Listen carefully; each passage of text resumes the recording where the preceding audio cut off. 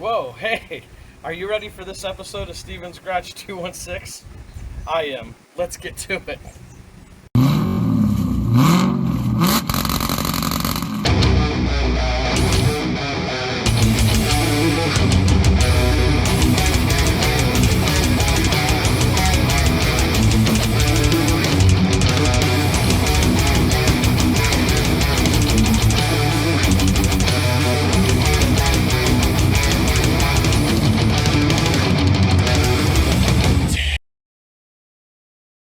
Part 2, welcome back. You guys must have just left and you're already on this one. So let's take a look at what I'm going to do next. I'm kind of going to divide this up probably a little more than I thought I was, and like video wise, part 1, part 2, part 3. And I don't even know what order I'm going to post them or anything like that. Just bear with me. Welcome back to the channel. Please make sure, if this is your first video, like, comment, subscribe. Got lots of ideas that I mentioned in most of the videos, and I want to see people commenting, and if you would, and about what to do. Like, for example, in one of the videos I mentioned we got that four-wheeler back there in the background, and I don't think it's going to be a four-wheeler when I get done with it. I think I'm going to take the whole drivetrain out of it, maybe make some kind of souped up whatever go-kart or out of it, or maybe go get a frame and stuff for a golf cart and slam it in there somehow. You know, some kind of other weird project. I want you guys to comment, let me know what you think about that idea. Got a couple ideas and things like that I want to do, but here's what we're going to do next in this video. I was showing you in the last video these cylinders and the marks that are going up and down. There's a good example.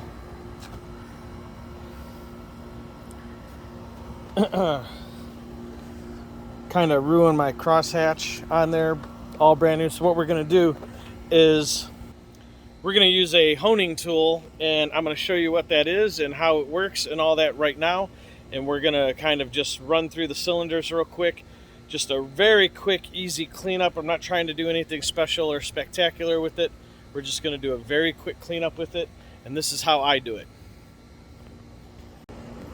All right, so if you've never seen one before, this is a honing tool. This is pretty much kind of the one I use. They're one time only.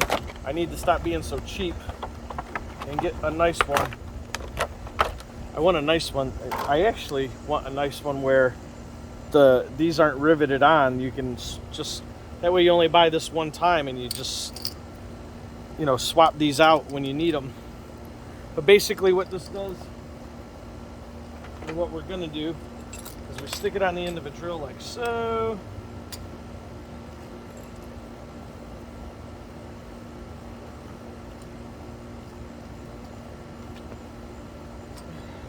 Tighten it down. We got our WD-40, and we are going to lube the cylinder up real good. Stick this in here. You want to be careful about how far down in you push on this. You don't want the ends of those to smack the other stuff that's down at the bottom of the cylinder.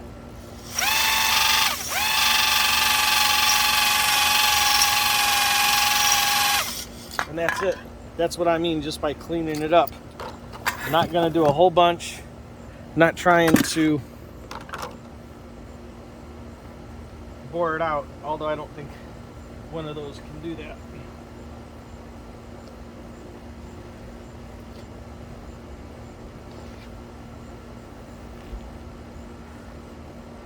Wow, look at that.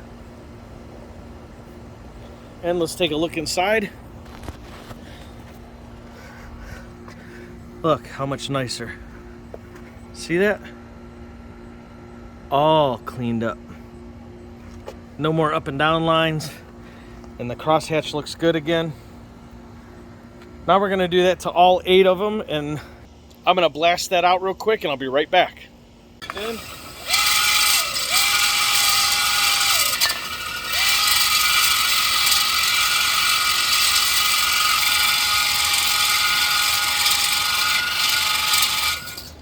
want to make sure you're going up and down. You don't want to just slowly go, you know, you don't want to go slow in and out. You guys know what I'm thinking. You don't want to go just like super slow and barely moving this thing. You really want this thing to be going up and down at least 3 inches. Stop the video. And see, this is what I mean. I don't know if you can see that, if that's showing up. But when you accidentally go down too far and it bumps, you crack them like that. You don't want to do that. Oh yeah, you can see it. So. And once you're done, this is the same rag. I've only used this rag for all of them. I'm just going down in here. Like this. Just wiping all that WD-40, wiping everything out. And then of course, you can use, there's a lot of guys or people that will use like a mineral spirits to clean and wipe this out. That's good, recommended. You want to. I personally haven't, but it doesn't mean that I'm right, doesn't mean that I'm wrong. This is just, again, everything you've seen on my channel is just, this is just the way that I do it. Whether it's right or wrong, whatever. I personally have never had problems, so I'm not going to change. But that's it.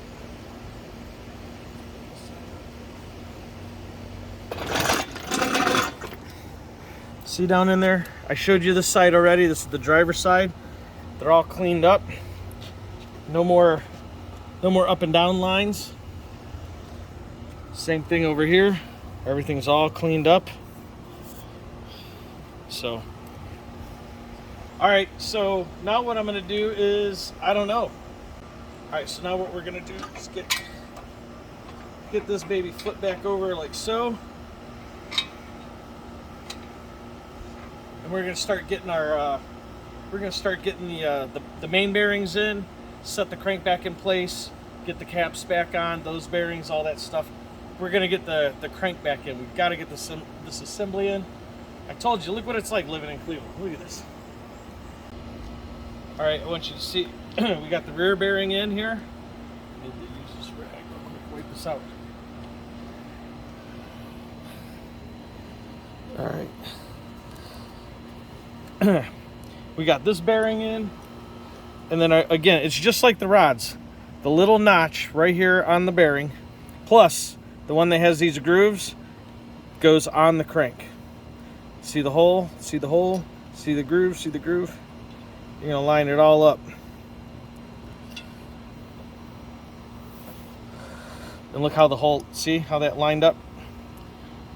Again, right here, this hole, you want everything lined up real nice. I'll put gloves on now. Better late than never, right?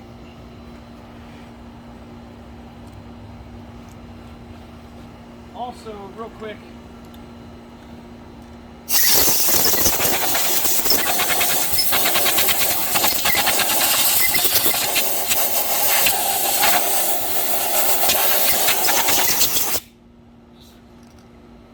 just blowing it out to blow it out. All right, so here's the assembly lube I use, Lucas. I pretty much use Lucas on everything. If you guys watched any of the oil changing videos I do, Lucas, Lucas everything. So this is where you put it, and I am not gonna be a wuss about it.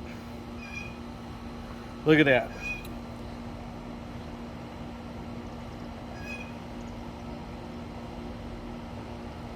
We're gonna load these main bearings up with this Lucas.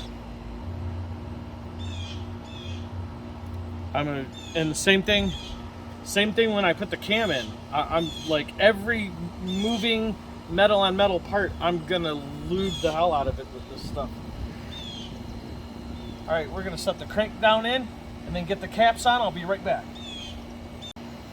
All right, so we got our first cap. This cap goes on the front here, and I want you to see there's an arrow. Every one of these main caps has an arrow somewhere on it, and that arrow goes towards the front of the engine. Another thing is, yep, right towards the front. Yeah, that's it. Again, we're going to put a little groove lined up with the groove.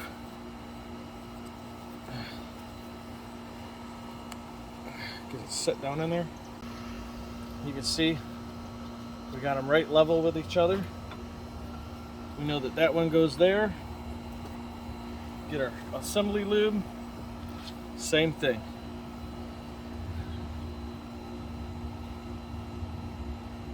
Right across there. We're going to look for our arrow towards the front of the engine.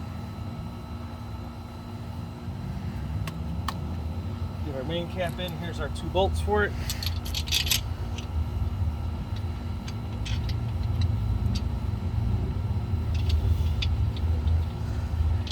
And I'll do one more with you real quick. Grab our cap, a rag. We're going to wipe everything out of there where the bearing sits.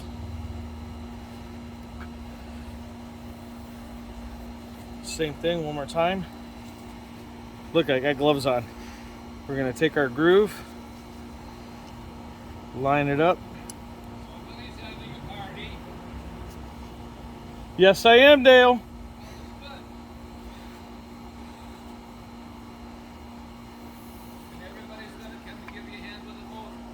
No, nobody ever comes and gives me a hand. Okay. Now, something I want you to see here is down here on the crank. See the hole? That's where the oil is.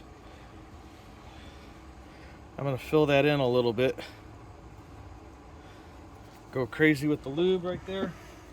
Again, arrow. Somewhere on every one of these caps is an arrow. That arrow goes towards the front of the engine.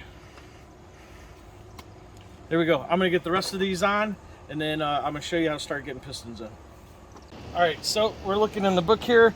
Torque specs, main bearing cap bolts, 80 pounds. Now there's a pattern to this.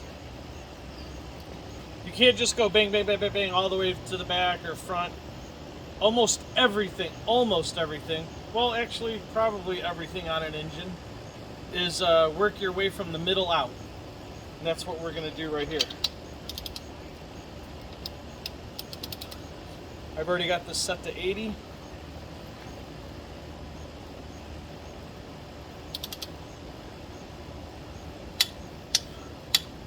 Foot-pounds.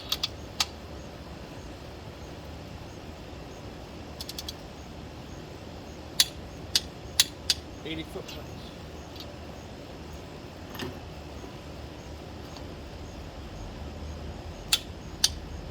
There it is. So we're going to do this pattern all the way out. So now we're going to go to here. We'll do this one, and then we'll do this one, and then we'll do the back one, and then we'll do the front one.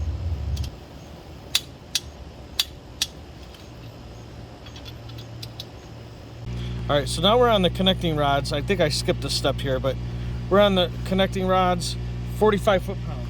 That's where we're at right now.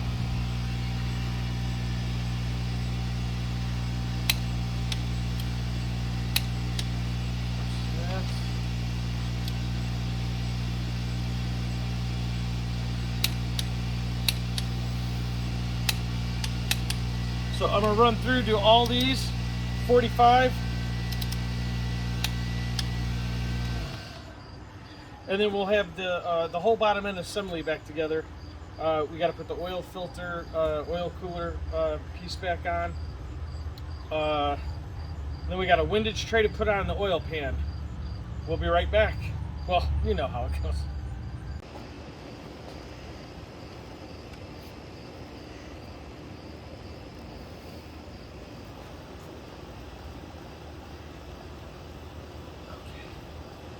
Nice. I guess we could throw the top gear and chain back on real quick. I don't see anything hurting that.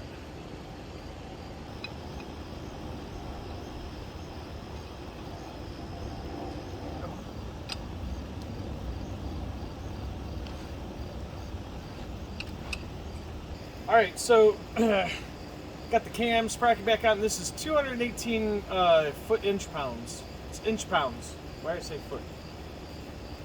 Inch pounds here. Look, see here? Look, he's got 12 o'clock and 12 o'clock in this picture here.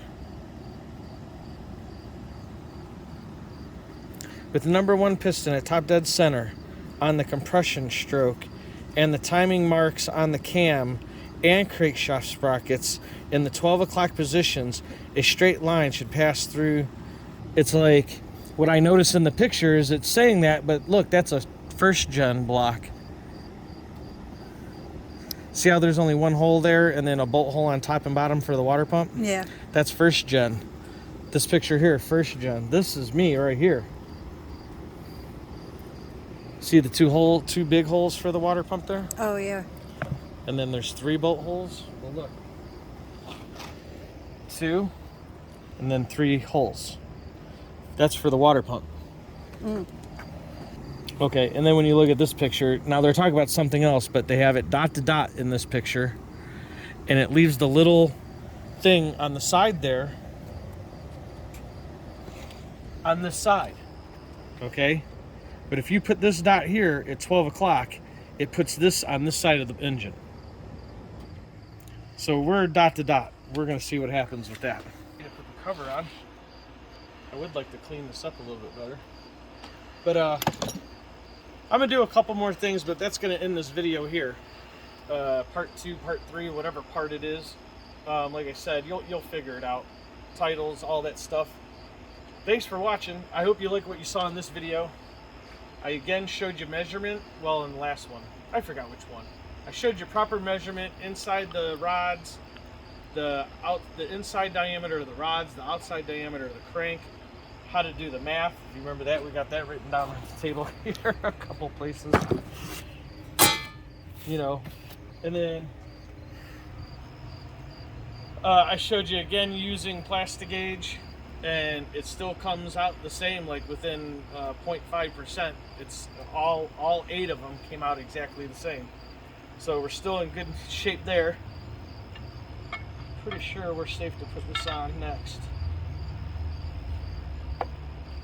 So I'm going to do a couple other things that you're probably not going to care about, because at this point we can put this back on, we can put the water pump back on. The next video you'll see, or if I haven't already posted it, the next video will be for these heads. And we're just going to do a quick little cleanup on it, and I want you to see inside this head here. I already started to clean up the sides and get rid of all the little, you can't see that, can you? Not really, a little bit. Huh. Well, I've already taken down some of the factory nubs, the not so perfect, and I'm trying to smooth all that out. So that's going to be it for now. Thanks for watching. Please like, comment, subscribe, hit the notification bell, whatever it takes. I'm trying a lot here. This will be probably the last project unless you guys start liking and commenting, and then maybe we'll do something with that 4-wheeler over there, turn it into a crazy ass golf cart or something, I don't know. Comment about that. But thanks for watching. We'll see you in the next video. Bye.